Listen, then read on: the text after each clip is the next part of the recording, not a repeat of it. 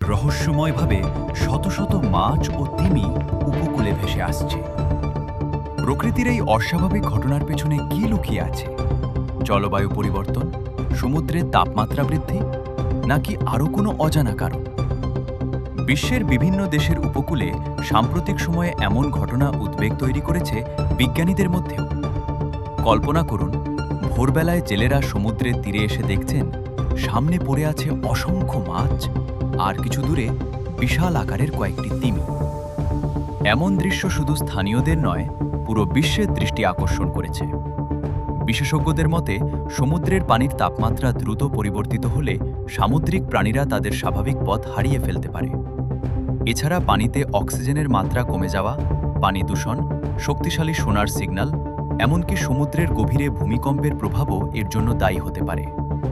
কিছু গবেষক মনে করেন তিমিরা অত্যন্ত সংবেদনশীল প্রাণী। তারা পৃথিবীর চৌম্বক ক্ষেত্র ব্যবহার করে পথ নির্ধারণ করে। যদি কোনো কারণে এই প্রাকৃতিক ব্যবস্থা বিঘ্নিত হয়, তাহলে তারা ভুল পথে চলে এসে উপকূলে আটকা পড়তে পারে। তবে রহস্য এখানেই শেষ নয়। সামাজিক মাধ্যমে অনেকে এই ঘটনাকে প্রাকৃতিক দুর্যোগের পূর্বাভাস হিসেবেও দেখছেন, যদিও এ দাবির পক্ষে এখনও কোনো বৈজ্ঞানিক প্রমাণ পাওয়া যায়নি।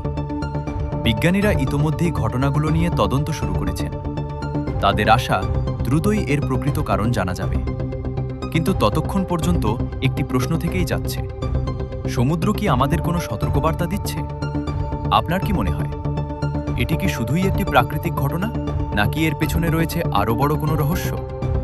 আপনার মতামত জানাতে ভুলবেন না। নতুন আন্তর্জাতিক খবর ও রহস্যময় ঘটনার আপডেট পেতে আমাদের সঙ্গেই থাকুন।